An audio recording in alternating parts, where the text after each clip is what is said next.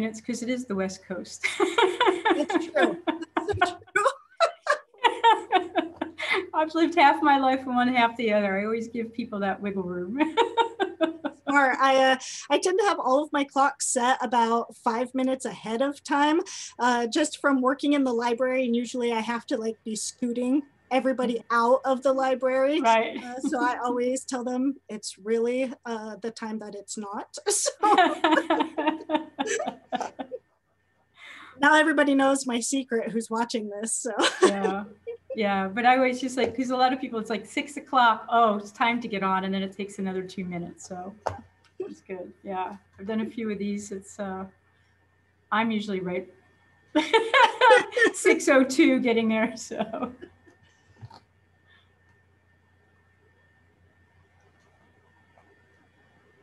Okay.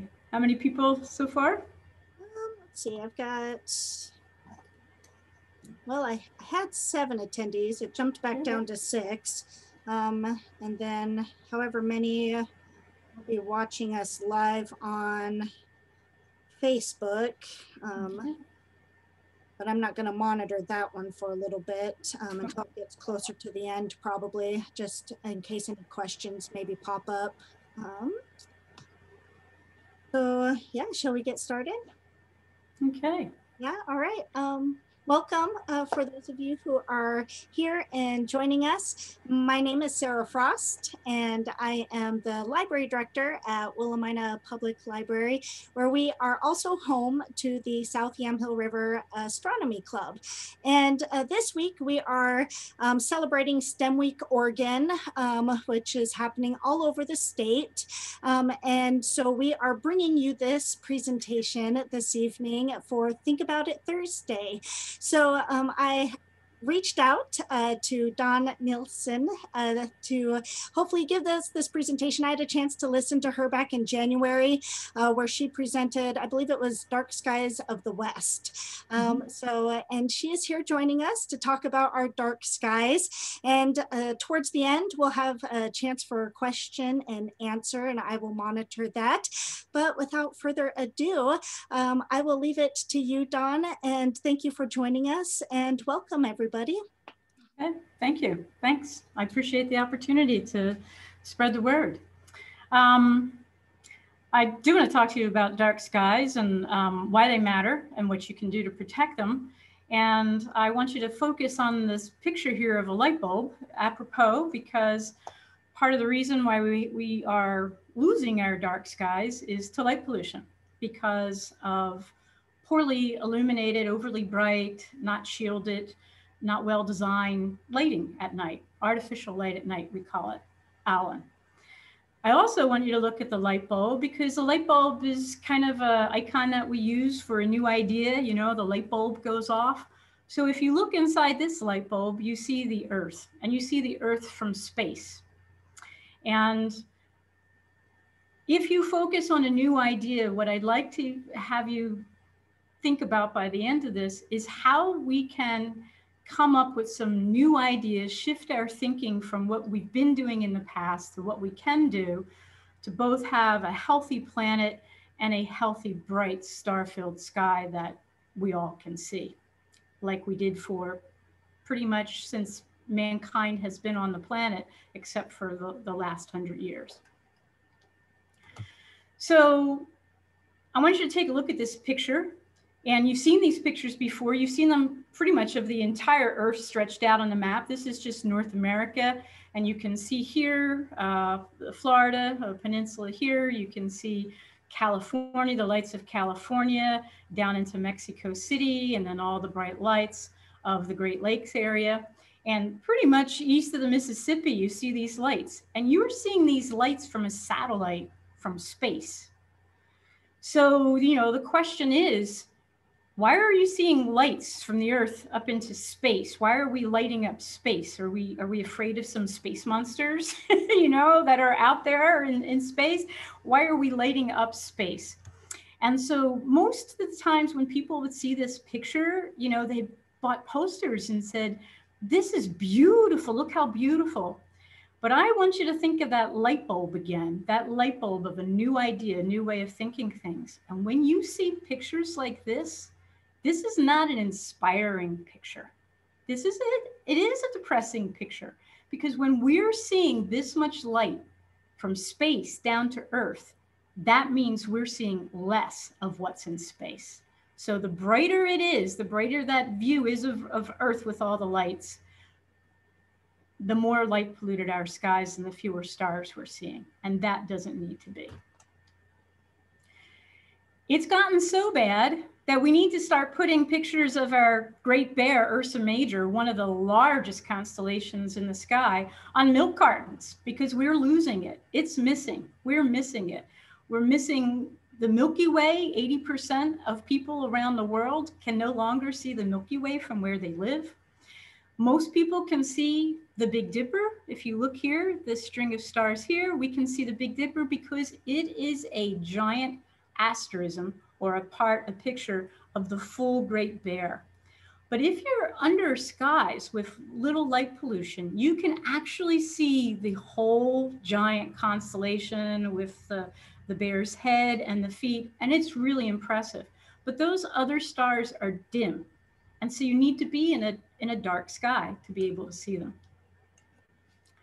This is a beautiful, beautiful image taken by Richard Berry, who's one of our famous Oregon astronomers, member of several clubs here in Oregon. And this is a picture of our neighbor galaxy, the Andromeda Galaxy. And it's huge. It's way bigger than our Milky Way galaxy. But in a dark sky, you can see this galaxy that's 2.5 million light years away with your naked eye, or with your eye unaided with binoculars or a telescope. You can make it out. You don't see the details like this taken with a great camera, but you can make it out with your naked eye. And if you think about all the generations of people that have seen such a thing with their naked eye, and only now we don't even think to look for it unless we're really under a dark sky. But this is what we're missing. And this is what's been happening. The other picture you saw was a satellite image, like an actual photograph of Earth. These are maps that demonstrate how much light is from the Earth with different colors. So this isn't an actual photograph. This is a color rendered of the amount of light. And it's pretty easy to see where it's black, it's black. Where it's white, it's super illuminated. And so you can see, you know, look at the whites that we have over here and through here. And so you go from white to red, being on the really bright side, which like a very light polluted. And then you go into the oranges, and then the yellows, and then the greens that are kind of in the middle, and then the light blues, and then the dark blues, and then the grays and the black. And that's the scale. And you want to be on the black side. In the late 50s, especially look at the West. We're a gold mine in dark skies. You can see up the coast, though. You can just see, even in the late 50s, LA, San Francisco, Portland, Seattle, Vancouver. Boom, boom, boom. Then look what happens in the middle of the 70s. The East just starts filling up with just a few spots left, and the yellow grows and grows and grows. By 1997, everything east of the Mississippi is pretty much, in terms of a really dark sky, the kind of dark skies that we're a bit spoiled with in Oregon, they're gone. This map was put together in 2001, and this was the prediction in 2001 of where we might be in 2025. And what they came up with is this prediction was actually underestimated in terms of where we're going, because this prediction in 2001 didn't take into account the advent of LED lights, of light emitting diode lights that we see all over. I got some here. You know, these are the lights we're seeing all over, and they put out a lot of blue light, and that light scatters, which creates even more of this glow. So this is where we're headed. I've taken the liberty to look at your area and to look at your region And you can see these are satellite images using this color rendering to be able to decipher how much light pollution is going up there. And this is 2012 versus 2020. And if you look, you can see, and here's where you are here in Willamina and Sheridan, and you've got your area here. And you can see in between here, there's quite a lot of darkness. There's lots of, in fact, there's a whole lot of really deep black here and then all around the area. And then look what happens in 2020. It starts to fill in. You get less of the black and you're getting more of the gray. And if you look down here between the cities, it's becoming one big amorphous blob where here there were still distinctions. And this is the danger. This is what happens. You can be in a very dark rural community, but if you have a city near you who's not practicing good lighting design, who's not doing anything about their lighting, their light is going to just bleed all into your area. And so that's why it gets proportionally worse because of all that sky glow. So you could have so many communities that are abiding by good practices, but then the communities that aren't are wrecking it for you. So that's why we really need to kind of do this as a really organized from the grassroots and on a statewide level and on a national level to start address it. This I found really interesting. If you look at 2012, you can see a little bit of red here in the central core. But then when you look at 2020, it's gone. And I wonder what happened within that 8-year period to make that change. You can also see it's quite red in Sheridan. And then you'd say, well, why is it so much more? And I'm betting that's the state prison. You know, poor lighting at the state prison that really puts out all that red light in Sheridan. But it's interesting how it actually shows, at least in the central core, an improvement. But I want you, when you look at this, to realize this is excellent. It's bad because it would ideally all be black if we were lighting properly. But comparatively, you live in some really amazing skies. Really fortunate. This is another way of looking at that. Was called the VERS mapping. This is when they take all the information, they put it together and it's all calibrated. This is the World Atlas. And this is the last time they put it together was 2015. So they do it every few years. And I just want you to get used to this so that when we look at the state level, you see the difference. So here you go again. Here's your region. When you look at this same kind of view, this information on the World Atlas in 2015. Now, and there's Sheridan, as you can see, once again, you know, pretty red there in the center. And then of course, Salem, just blindingly white in the town. Really, really bad. I think really as a core, Portland actually does a better job than Salem. Now we have the whole state. And I tell you, you will find nothing like this in the whole continent of Europe. The whole continent of Europe, nothing is like this. If you look at this, we have one of the largest continuous, pristine, unaffected by light pollution, pristine skies in the continental United States, one of the largest. And so we're working to protect, in particular, this area here up in the Wallowas, to really look at these areas. But all this gray and all this dark blue and light blue and the green, this beats anything that they get in Europe. In Europe, the only blue you will find is on the very top of the highest mountain peaks in the Alps. So, and we have it not far from major cities. We have it not that far. So we're still pretty lucky. And it would be foolish of us to take advantage of our good fortune and not do anything about it and just sit back and say, oh yeah, our skies are pretty dark. You know, we'll just sit around, because it can get bad pretty fast. As you can see, just the rate that they are showing is about at least 2%. And that's 2% that year, 2% next. So that's 2% increase compounded over time. Here you go. Here's your region here over in the Yamhill area. Green, when you're seeing where you have green, you're still seeing the Milky Way. And of course, the blues and the blacks are definitely, you're seeing fine details in the Milky Way. But if you've got green, you're definitely seeing the Milky Way. You're even seeing bits of the Milky Way when you're into yellow. So that's pretty lucky. And that's really that's like as good as it gets in most places, in accessible places in Europe. So Oregon is blessed, but we're losing it. And that's why we're talking about it now. Oh, I'm going to go back. I have X marks the spot, and hopefully you heard the news just in the past week. We have our first international dark sky park. So we have altogether 174 places in the world that are these dark sky places, these places that are dark enough to meet the criteria and that do public outreach and educate. And so they become these special places, and X marks the spot of our first international dark sky park.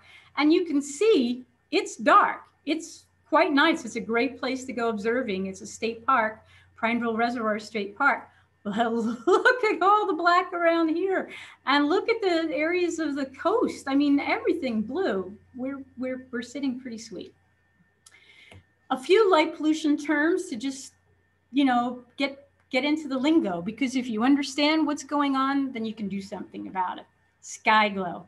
Sky glow is that term. It's the brightening of the sky over cities. So, you know, sometimes you look out and it's late at night, and especially like if you're driving from the gorge and you're driving back west from the Columbia Gorge, and you see this light and you think, oh, the sun's still setting. And no, that's sunset. Even when it's dark, you're seeing this light. It's sky glow. It's light pollution from Portland. And not just Portland, but remember, it all bleeds into this one big area. So that's sky glow. And that's just one of the different kinds of light pollution. Light trespass. And that's pretty easy. If you go to bed at night and you've got your neighbor's blaring garage door light beaming in your bedroom, that's trespass. If you don't want the light someplace, you didn't ask for it, that's trespass. It's light going where it's not intended to go is trespass. And most of our lights do just that, because we just aren't designing them properly. And it's pretty easy to do it right if we think about it. Another is glare. And I always just say the easiest way to understand what glare is if it makes you squint, it's glare. And I bet you all the lights that come again, you know, if you're driving and you see lights, that's glare. If you walk into a room or you walk outside or up to someone's house and you have to squint a little bit, that's glare. It's too much brightness that causes visual discomfort. So how do we get to a place where the night looks as bright as day? And if you even look at where the word bright is, it makes you squint. It makes you squint because we have these lights that are just going everywhere. The light is going up into space, over into some building, and the area below it, they made them so bright. But what do we really need to illuminate? We need light for wayfinding. We need just light to get down the street. And safely is not just about crime, but it's not to trip over a split sidewalk. It's just enough light to see and wayfind. We use lights in such a way to make it like see me, a vanity. But look at this light here. This looks like a monument to light. It's just like, it's something from 2001 Space Odyssey, you know, it belongs in another world. Here's this monument to light. But look at what's on the opposite side of this. You have this apartment building. And if you notice, look at how many windows have to have their curtains or their blinds all the way down. And it's probably, these would be down as well if it were time to sleep, because this light is pouring inside. It's trespass. It's overly bright. It's going all over the place. And it is as bright as day. So it's wasted. We don't need that much light. We started off with fire, and we carried fire around on a stick. And then after we carried it around on the stick and we started to forge metal, we put it up on against walls. And so we didn't have to carry it around all the time. We put it up on walls. But look at the light. The light is amber. It's a warm color temperature. It's amber. In the reds, orange, yellows, those are warm lights. And then we said, well, geez, if we stick it on a taller pole, will get more light, just like the candle. So the taller your candle, you'll get more, you'll fill up the room.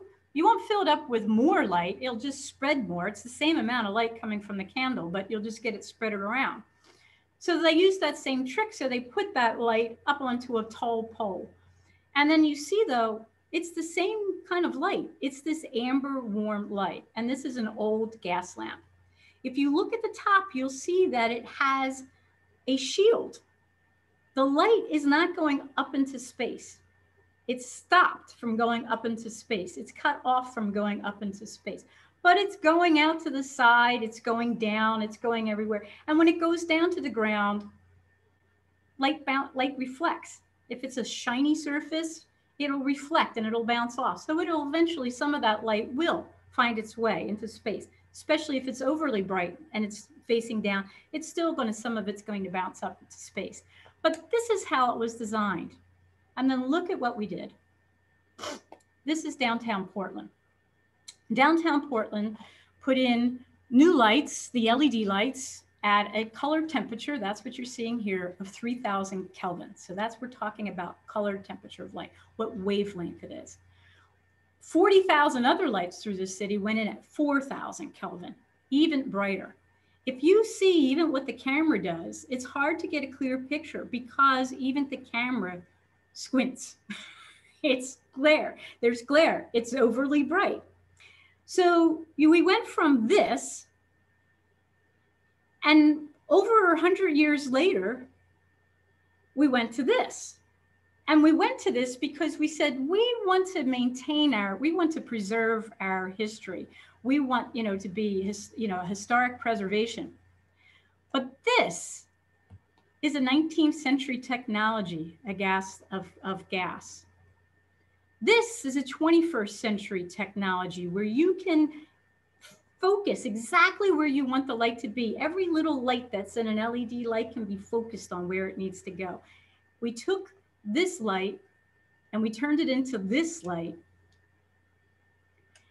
There's no shielding on the top. The light's going everywhere and it's overly bright. So there's nothing historic about this except for the old pole. There's nothing historic about it. So that this is considered historic preservation. It's kind of working backwards of taking the wrong technology and putting it on the wrong thing. So we need to shift our way of thinking, or paradigm shift, I like to call it. This set of rules that we get ourselves fixed into and locked into, that we're just going to keep on doing the same thing. We still keep putting light up onto poles, even though we have a technology now that we could actually put onto a little pole this size and direct it exactly onto the sidewalk or onto a road and spread it across the road or the sidewalk that we need to illuminate, not into people's windows, not up into the sky. That's how good the technology could be. We could be putting it on poles the size of this flashlight, not onto these big poles. So once we shift the paradigms, the next thing we do is we bust the myths, because that's how we got here. And some of these myths are, brighter is safer.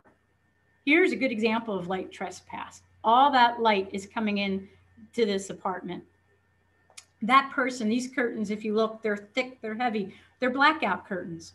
Well, guess what? Not everybody can afford those big, heavy blackout curtains. And so lots of people in, disadvantaged people in poor neighborhoods, they're getting blasted with this light. And they found out that it's really unhealthy for people to get this kind of light at night. We're going to bust that myth that brighter is safer. You're walking home, you're walking back to your house, you left the porch light on. Well, not a porch, just your front light by the door, so that you didn't have to scramble for your keys. You could just, you could see. So you leave your light on and you've left a really bright light and it's not shielded. So you squint, you don't see well. And that's just because of the way the eyes work. Well, now you take that same light and you put a shielding on it. If this is your light, and then you just take a shielding on it. Say I have an exposed bulb here, and I just put a shield to shield it down. Now the light goes down onto the ground where it should be instead of going everywhere else. And look, there's a person standing that you could not see so well when you had that same light with no shielding, not directed to the ground, but directed everywhere. So, is brighter safer? The second myth, we need lots of light to see at night. Well, I've circled here, there's that Andromeda galaxy again. That Andromeda galaxy that you can see with your naked eye, that you can walk around on a dark night with no moonlight and find your way around without a flashlight. I never use a flashlight to find my way around at a star party. I only use a red flashlight to find what's on a star chart. And here's an example. Now, this is up at the telescopes in Tucson, Arizona. And there I am with a group of folks touring that facility. And it was a full moon. So we didn't need any light. The full moon is a lot of light. But it happens one night a year, not 30 nights a year. So when people say, well, we only put in street lights that are as bright as the full moon. And then you say, yeah, but those street lights are on for 30 days a month, not one night a month. All these people are carrying red lights because that's all astronomers ever need is a red light. So, you don't need a whole lot of light to see at night. And the reason why is because we have this amazing technology built into our eyes. We have these things in our eyes, rods and cones. So the cones see color, and you need a lot of light to see color well. So to render a full spectrum of colors, you need light for your cones to work well. Your rods see contrast, and you don't need a lot of light for your rods to work well. So your rods will get you across the street, will get you around a table, will get you to your car. Your rods can see contrast. And, we've watched black and white movies for a long time, and people did just fine, without seeing everything in color. And so you've got these working for you. Our eyes aren't as good as a feline, but, any cats or lions, but they're a lot better than you think. But we haven't used them. We just think that we need light because we've gotten so used to carrying around so much artificial light at night that we don't realize how well our eyes adapt to the darkness. The coolest thing is that they found not that many years ago, and it actually won all kinds of awards in science, is that they found these little cells in the eyes called ganglion cells. And these ganglion cells actually see, but they see in a different way. So instead of the color and the contrast, these cells perceive how much blue wave light is out there. Our sky is blue because blue, when light comes in the short side of the light spectrum, it scatters, and that's why the sky is blue. So when our eyes detect blue, it affects our metabolism. It affects our hormones, and in particular, melatonin. And that's the hormone that tells us when to go to sleep. And when that hormone is stopped or suppressed, we wake up and we're bright and we're ready for the day and all our organ functions are working. And when it's released into the body, it puts the body to sleep and it shuts it down and it makes everything go slower. So this cell actually detects that difference. So when you put a lot of blue light at night, that's not normal to a night. The only time it's normal is when we have a moon out, a full moon, or a near full moon or a waning moon, and that doesn't happen every night or throughout the night. And so this is where we're messing around with our body functions because we're throwing in all this blue light all the time, all night, from outside light and inside light, and our eyes can see it without actually seeing. You could take the rods and cones out of your eyes and still see. You have a perception.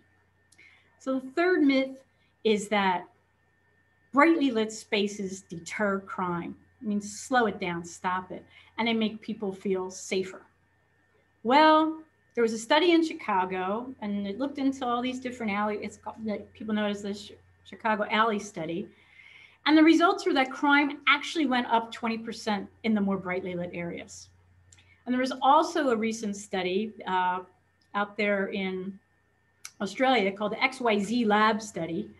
And they actually found that women, when they did this study and they looked at brightly lit versus less brightly lit, women actually felt less safe in those really illuminated places like I showed you earlier where it was bright as day. They feel less safe.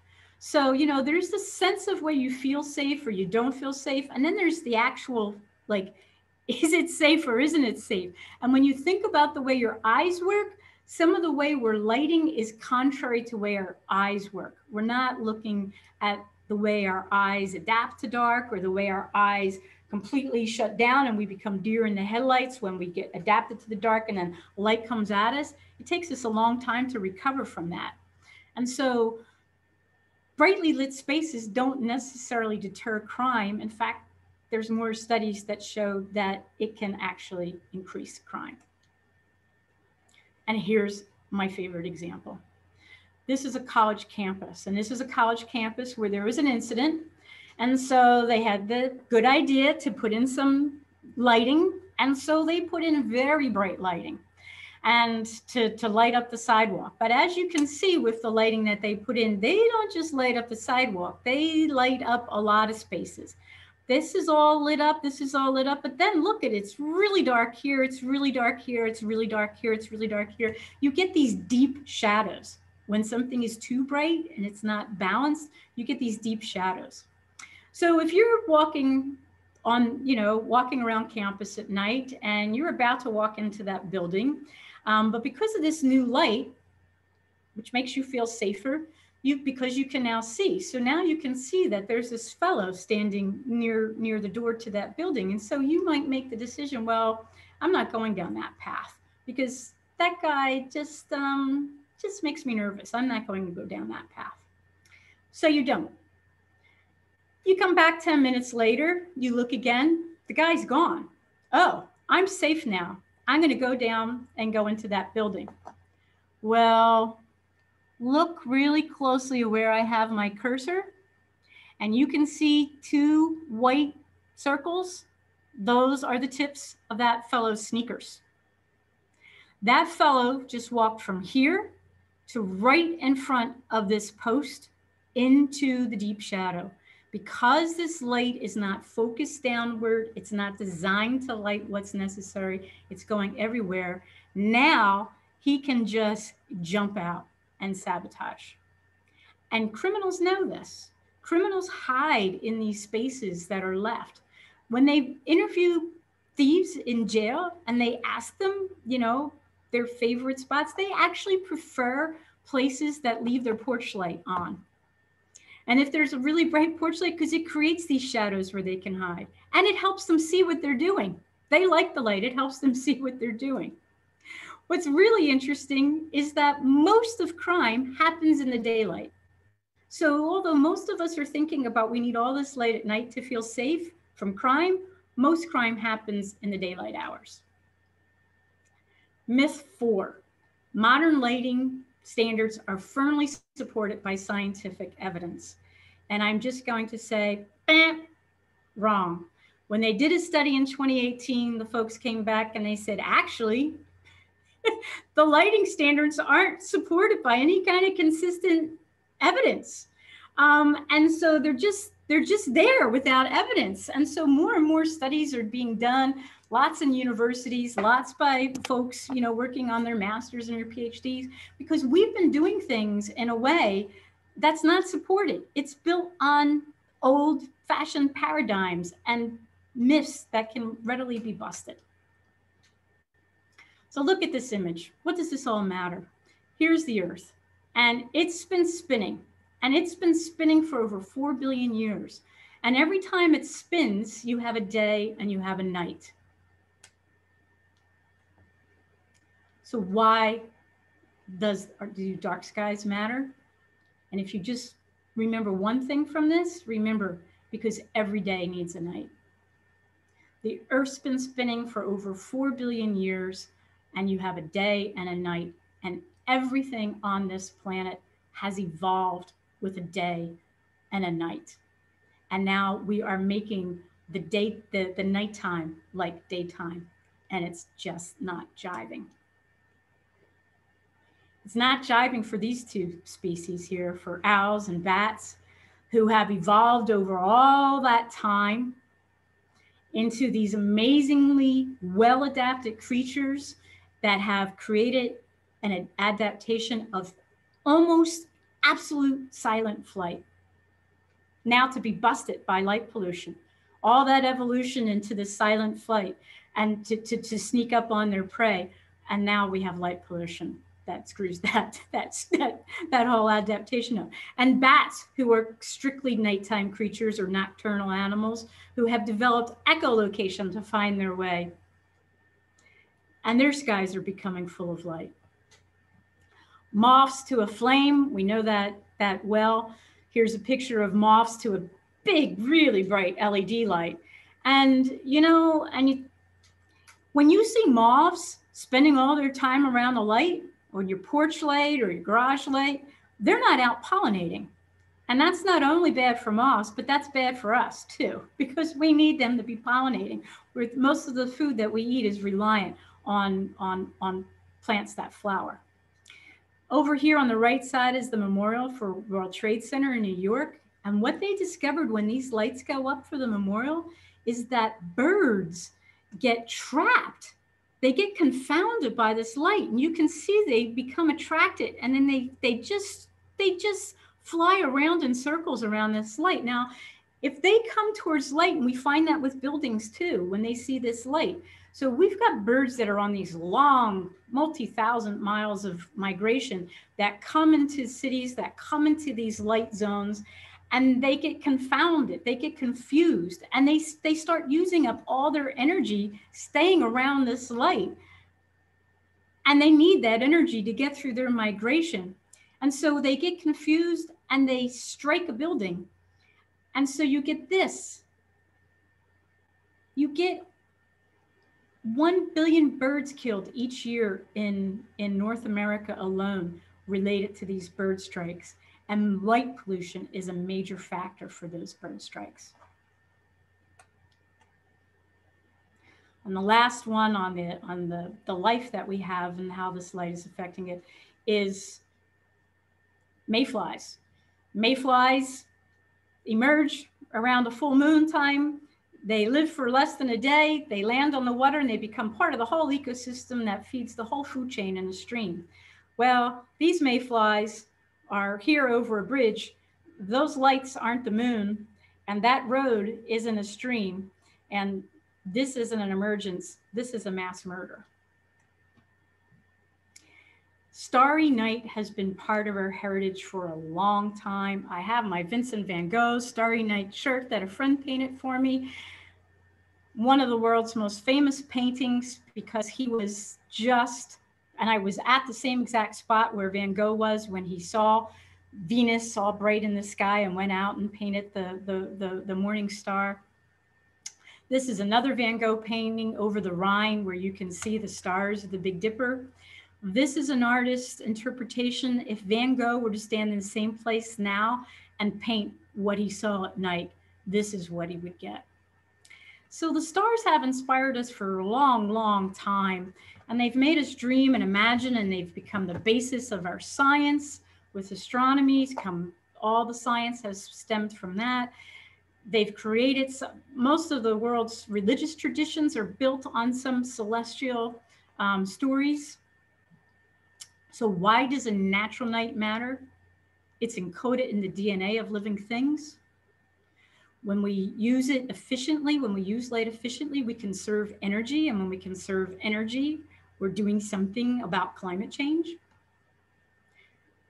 Obviously, it's vital to astronomy. We can't spend billions of dollars sending telescopes up into space. We need to put them here on Earth to do astronomical science, but we can't do that because we have so much light pollution that we're making our telescopes here on Earth not very useful. A night sky, a natural night sky full of stars, it's part of our cultural heritage, and it gives us a sense of well-being. And finally, like I've shown, artificial light at night, it can cause safety issues. So here's that color temperature I talked about. The warmer side are your yellows and your oranges and your reds. The colder side are the blues. Here is the temperature of the sun, 6,000. The full moon fits in around here at around 4,000. And if anybody's been to Portland and saw the new bridge, the Tillicum Bridge, it's brighter than the sun at night, crossing that bridge. I bet you'll squint. What does these color temperatures matter? Because these light bulbs, and if you go and you look on the package, you can look around and look for that K, and I found 2700 K, and I couldn't find anything warmer. That's the best I could find when I bought these bulbs, and they make me squint, and these are for inside. These new LED lights are causing a problem because these LED lights, unlike our other lights that we had out on the streets or that we've used outside on our porches, they have a lot of blue light that shows up. And here you see the blue. And you can see the higher the temperature, that blue goes up really high. And remember I said about how eyes work and how some species have adapted, especially species with eyes. This blue, they have found that species are sensitive to this blue. So here, if we say this is our basis right here, HPS, these are the old street lights that we were used to before all these new lights went up. We're right here, and this is like starting at 0. We can see how much impact, this is the level of impact to wildlife species that we get from lights. We can see these 3,000 lights, even those that, you know, people are saying, oh, let's put 3,000 light. That's a good thing, right? No, not really. Not really. There's a definite impact. And if you look at where we were on our street lights, it's 2.5 times more the impact. If you look at the lights, Los Angeles LED, that's like the Portland lights in a lot of towns with 4,000. If you look down, that's 3 times brighter than our old lights. We need to kind of go into the opposite direction, get further and further away from the lights that impact wildlife. And we are not wildlife, but we are animals that evolved on that day and night cycle, that circadian cycle of a day and a night. And it's affecting us too. And we're finding cancers, and we're finding obesity and depression from this light at night. So what can we do? What can we do? Well, this is the first place. And I showed you light like this that's going everywhere, very bad. Don't even think about it. Putting a little lid on the top, something on the top to shield it, better. It's not going directly up. Not great, bad. Better, more protected up at the top. So see, it's not spilling out to here. It's all cut off. It's going below. Here, you don't even see the bulb. There's no glare, and it's all going down where it needs to be. That's the first step. Shield the light, fully shield the light. That's for step 1. Now, once you've done that, you've shielded it, now what? Well, and here's your shielding. So you've got your shielding, great. Now look at your color temperature. Are you wanting to be on the warm side or the cold side? Well, you should only light it as much as you need. So you want it on the warm side, because the warmer you are, the less the impact to everything, and not just people and not just owls, but to trees, to bees, to plants, to all insects, to anything that any life on Earth that evolved under that day and night is affected. So you want the warm side. Then you say, well, how bright does it need to be? Well, only as bright as you need to do the task at hand. So you might want to dim it down. So you might have your light on a dimmer. Then you say, how long do I need it? Do I need it to leave it on all night? If it's a parking lot where nobody's coming after 10 o'clock at night, why are the lights on all night long?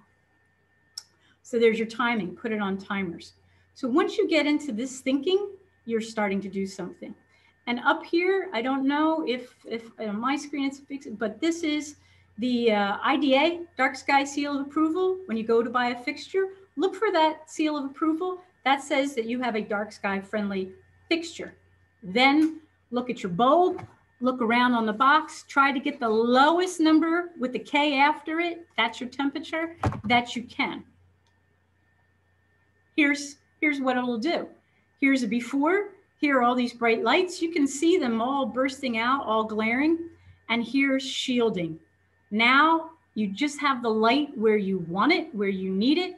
The sky's not filling up with light. It's just the ground. You've taken that glow out of the sky, and you've still have created an environment where you can find your way. Here's a stadium. All these local stadiums are really a mess. These lights are brighter than day. Most of them are brighter than daylight, and they glare and they fill up a sky. Here you have the light going down. You have it directed downward. You have these warmer lights, and you still get everything you need without polluting all the folks around you. Here's a gas station. See me, make the lights as bright as possible. Your car could almost glow. There's so much light at a gas station, but it's all see me. It's advertising. So do we really need to be killing 1 billion birds every year to advertise? And here are less bright lights still under a canopy, so they're not going up into the sky, but they're not bouncing off and going, and they're lighting where it needs to be lit. Here's what we do. We put it up on a big giant pole, and because the higher up we put it, to think we'll spread it out. Well, now if we want more light, we're going to make a really bright bulb because we've put it up so high, we need to make it super bright to spread out and make that entire road like daylight. Even though no people are walking down this road, even though every car driving this road has headlights. I've never understood what the point is, because all the roads around the rest of the state outside of cities with people who could actually cross the road and animals that cross the road have no lights on them, and they do just fine. Here, see, the lights are low, and the lights are just pointing to the road, and your eye adapts, and you still have your lights on your car, and you have them right there below lighting the road, all that's needed, and not a bunch of light going everywhere. Here's some good examples of how you can light a path in warm light and low, direct it down, and all the light shielded. Another thing you can do is you can be a citizen scientist. You can go out at night. You can just use your phone app, write down this address, www.globeatnight.org, to see how you can become a citizen scientist. You just go out, you look at these dates when the moon is not out, and you can just look that up. You take your phone, you pull up the web app, it's free. You you look at a variety of pictures, and you match the pictures of a particular constellation to see how many stars, what your sky looks like compared to those pictures. And that tracks what people are seeing versus what they're measuring with cameras, from cameras to what our eyes are actually able to see. And they calibrate that. And that's how we can see light pollution trends. You can take people out on an audit of your school, of your office, of your home. Just take folks out and start looking at the lights and saying, what can I improve where I live, where I work, where I study? What can I do to improve the lights that I have here? You can take people out. If you have a telescope or binoculars, just go right outside to even a brightly lit street, because a lot of people have never seen a thing up into the sky. And unless they know what's up there, what they're missing, they're not really going to care. So take them out, be a sidewalk astronomer. You don't have to go out to the middle of nowhere. Just go right into your downtown Main Street. A great film was made called Saving the Dark. This is the filmmaker. I had the good opportunity to meet him. He's come to my local theater here. We hosted a screening. We had a question and answer session afterward. It was great. The word got out. Since with COVID, we can't sit in the theater. I've had him at a virtual meeting. You can watch this film at your school together over Zoom. Just get this movie out. It's 55 minutes long. It will tell you everything in a beautifully filmed 55 minutes. Help nominate international dark sky places. These places get people's attention. And once people's attention is around, oh, here's a dark sky place, they'll start doing something in their communities so that that light doesn't keep pouring into these spaces. And that just about every place in the state could be a dark sky place. Every place could qualify if we just do those little simple things with our lighting, and we just think more about what we're doing. And I'll just skip this, but it really doesn't take much. And if you're interested, I'm going to plug it. On Monday night with Rose City Astronomers, I'm going to be, for our astronomy fair, I'm going to be doing a little talk on exactly what you do to put together an application for an international dark sky place. So if there's an interest in some place around you, contact me and I'll find you a link for the RCA meeting on Monday. Here's the message. Mindfulness, think about everything that you do, plus technology offers a solution. And I like to show this and end all my presentations with this, and just think about it. If people sat outside and looked at the stars each night, I bet they would live a lot differently. And I do this work voluntarily because I believe that with all my heart and soul, that if people saw the stars the way a lot of us get to see them, we would be a different kind of people. So here's more resources. You can take a screenshot of this, of where you can go for more information. And I'm open for any kind of questions. Great, thank you, Dawn. And if people need to, they can reach out to me again if they need any of these links or information. I did get one question so far, Dawn. So Laurie asks, are there design codes for lighting like there are for energy, sustainability, etc.? There are design codes for, to some degree, it depends on the community. They are pretty much at a community level, and they're pretty much outdated because they don't take into consideration the effects of these LED lights that we have now. And so one way to start is to work with your community to come up with a good outdoor lighting code so that we can get outdoor lighting codes that take into account how our eyes work and all these factors that we know that will provide a darker sky. Because right now, there are only a handful of communities in our state that actually pay attention in their lighting code to good outdoor lighting that's dark sky friendly. Any of our other participants, I've got a Facebook Live up too. So if anybody has questions and you're watching there, feel free to link in the chat and I can read your question off for Dawn. We still have a few more minutes. I do want to say, so the South Yamhill River Astronomy Club, we're still a young club. We just started 2 years ago this month, and we are housed out of the Willamina Public Library, like I stated earlier, but we are actually starting our in-person meetings again this month, and we meet the third Thursday at 6 p.m. at the library, and we're still going to remain offering those meetings virtually as well via Zoom. And then we are starting back up, we're so excited, our stargazing events as well, and those will be the fourth Saturday of each month in Willamina at Lamson Park, and we'll start setting up telescopes about 7 p.m. at the park. And we've got power if you need it for telescopes at that park, and we hope, we just really want to get more community members out and looking at the stars with us. So we hope you will join us.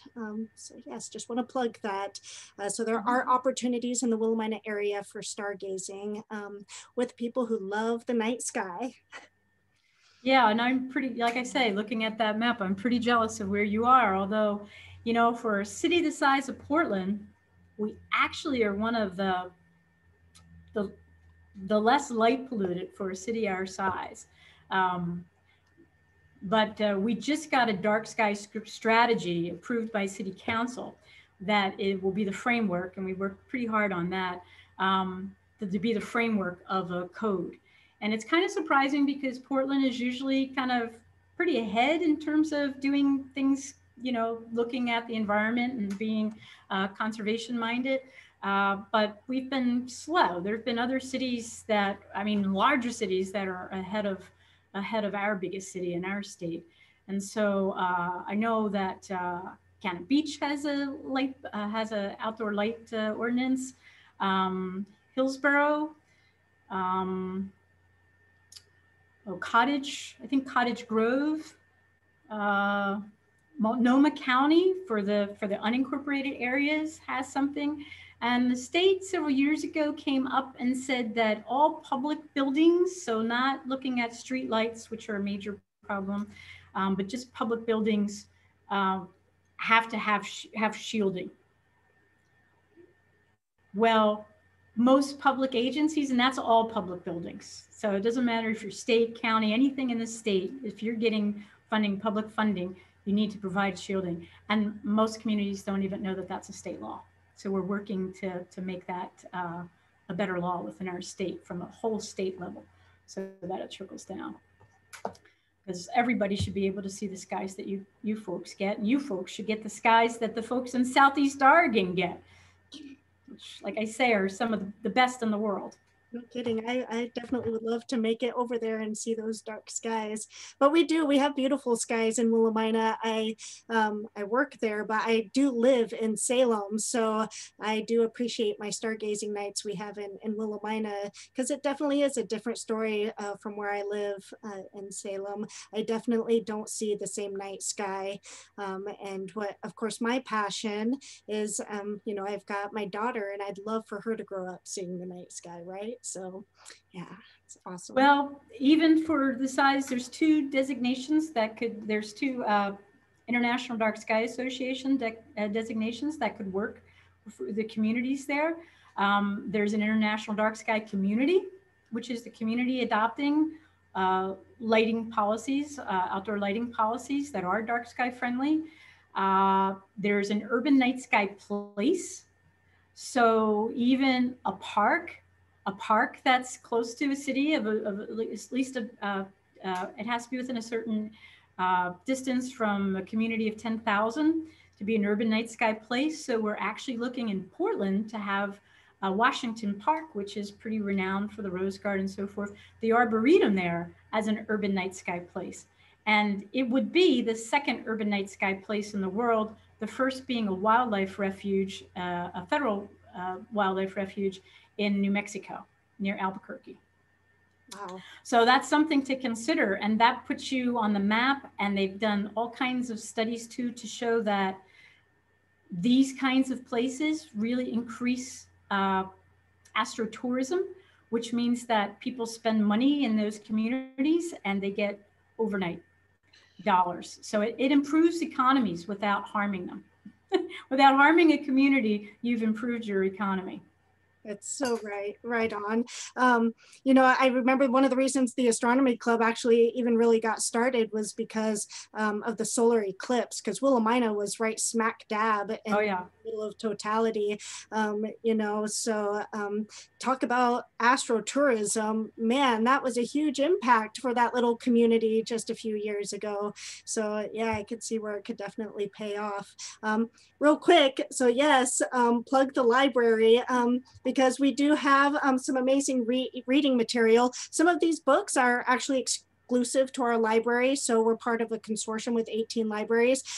So some libraries will have to order these through our library. But I also did become a International Dark Skies Association member. So if you're looking for, reading material or brochures, or you need something to help speak to a neighbor or anything like that, come see me, and I can help get some resources into your hands in the Willamina, Sheridan, Grand Ronde Valley community. So yeah. And this new area has become a huge area for new science. In fact, the Nobel Prize was given 2 years ago for studies on circadian rhythms. These, you know, what we're recognizing, these day and night rhythms, and all the you know, how our body functions around this whole circadian rhythm. Just about every species, there's a study that's going on in universities now. High school students are studying it. It makes a great project. So if you're interested in doing a project on light pollution and dark sky preservation, or impacts to humans or species or plants or trees, you know, contact me at that information I gave you, and I can help you get matched with a good person too for that kind of study at school. That's great. Thank you. Thank you so much, Dawn. It doesn't look like we have any other questions. I did get a note here on Facebook. Jim wants to say, thank you, Dawn. Great presentation. And I definitely agree. We've just loved having you here to visit with us. And I look forward to sharing this recording with other people in the community to get that word out and share it with some community leaders. So thank you. Thank you so much. Okay, thank you. All right. All right, everybody, thanks for coming. It's been a nice evening. Enjoy those dark skies. I think we might have clouds tonight, but maybe tomorrow night. Otherwise, we will hopefully all see you soon. Stay safe, take care, and have a good night. Clear and dark skies. Good night, Dawn. Bye-bye.